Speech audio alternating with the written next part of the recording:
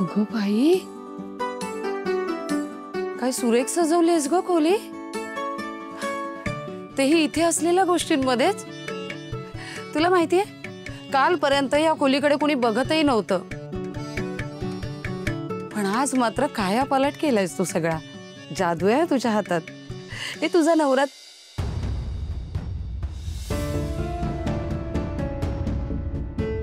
बरं ऐक ना, मी काय म्हणत होते, तुला अजून काही गोष्टी हव्या असतील ना स्वतःसाठी किंवा अजून काही सजवायला तर सांग मला. उद्या आपण बाजारात जाऊ. हा नाही काकू, मला कुठेच जायचं नाहीये, मी इथे ठीक आहे. अगं नको काय, तुला माहितीये उद्या आपल्याकडे आठवडी बाजार असतो. खूप मोठा बाजार आहे, तुला हवं ते सगळं मिळेल. हा हो का काकू, हे गाव कोणतं आहे? तुला माहित नाही? नाही, म्हणजे मी गाडीतून येत असताना माझा डोळा लागला होता, त्यामुळे लक्ष नव्हतं. सांगा ना. आधी तू सांग, तू कुठल्या गावची आहेस? मी मी मी म्हणजे काकू, माझं प्रॉपर असं कुठलं गाव नाहीये.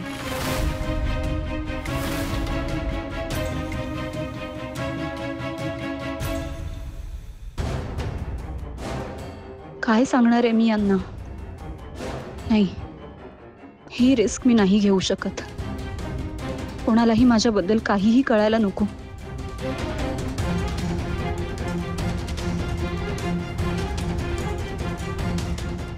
हे बघ, तू आत्ता मला म्हणालीस तुला काही नकोय आणि इथला दिवा गेला.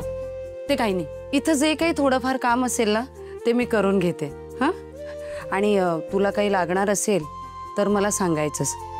आणि खायला ठेवले ते खाऊन घ्या. आणि हो, हे तुझं हक्काचं घर असल्यासारखं वागायचं, समजलं?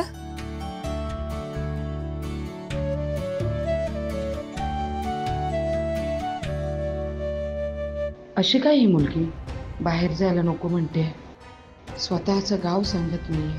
हे नक्की लपवते तरी काय?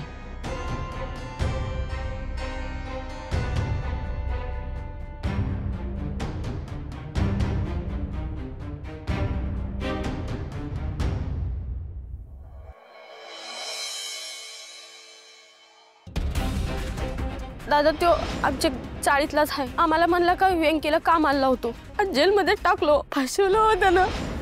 काय रे, घरातल्या घरात फोन करून बोलवलंस? झोपमोड झाली ना माझी. वात आलो सुद्धा आई उठलीच ना पप्पा. पण काय झालंय का? अहो पप्पा, मोठा प्रॉब्लेम झालाय. इनामदार केसमध्ये आपण ज्या माणसाला हात टाकलाय ना तो व्यंकी आहे. काय? हो हो हो, व्यंकी म्हणजे आपला भावनाचा मोठा भाऊ व्यंकी आहे. व्यंकी? हो पप्पा, हळू. त्या व्यंकीची बायको आली तर आपल्या घरी सिद्धूकडून मदत घ्यायला. नशीब पप्पा मी भेटलो तिला.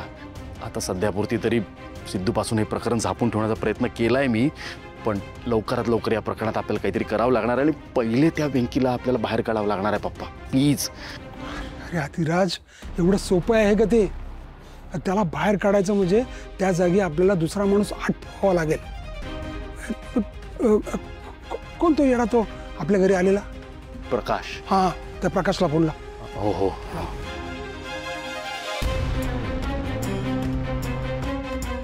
आपण ज्या व्यक्तीस कॉल करीत आहात तो व्यक्ती उत्तर देत नाही. उचलत नाहीये पप्पा तो. नालायक कुठला. लवकरात लवकर या प्रकरणाचा आपल्याला सोक्षमोक्ष लावायला लागेल. हे प्रकरण ना नको तेवढं लांबत चाललंय. हे जर आपल्या गळ्याशी आलं ना तर आमची आमदारकीच केली समजा.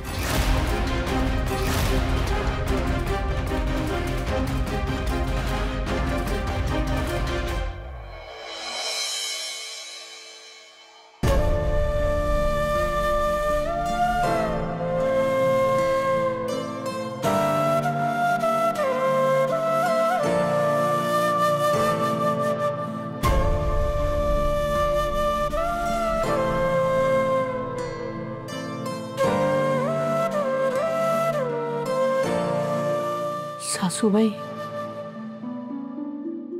अघटित घडलं. आपल्या घराला दृष्ट लागली.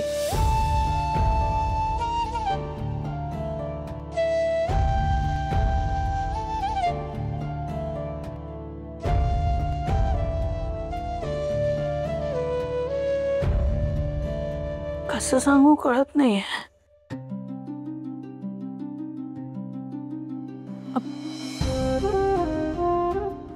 आपली जानू आहे ना,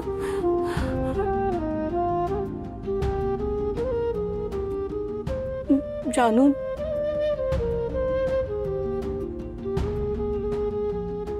जानू जानू देवाघरी गेली.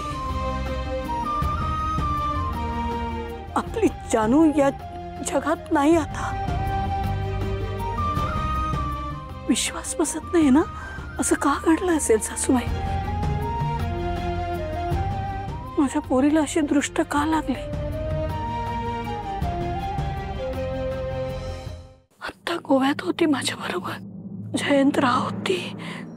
तिचं बाळ गेल्याचं दुःख तिच्या चेहऱ्यावर होतं, पण मला वाटलं जयंतराव आहेत ना बरोबर, सगळं ठीकच आहे. सासूबाई, मी तिच्या बरोबर थांबायला हवं होतं ना. तिला एकटीला कुठेच जाऊ द्यायला नको होतं. हो, माझ्यामुळे झालं काय?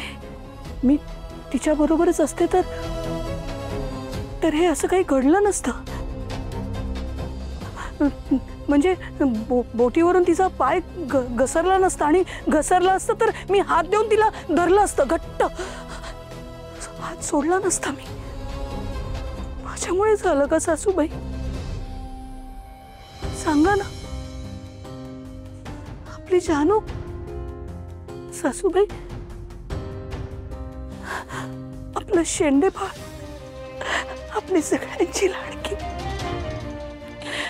सगळ्यात जास्त तुम्हाला त्रास देणारी, तुमचा धपाटा पण सगळ्यात जास्त तिनेच खा. पण तिच्यावर सगळ्यात जास्त प्रेम पण तुम्हीच करत होता ना, मला माहिती. सासूबाई, आता ती परत नाही येणार. सासूबाई, ऐका ना हो, मला खूप एकटं वाटत. सासूबाई, 9 महिने पोटात वाढवलं तिला. सोडून गेला. सासूबाई, उठा. खचले. उठा ना, मला खुशीत घ्या. माझं सांत्वन करा. सासूबाई, सासूबाई, मला जवळ घ्या. मला सहन होत नाही. माझा श्वास गुदमरतो.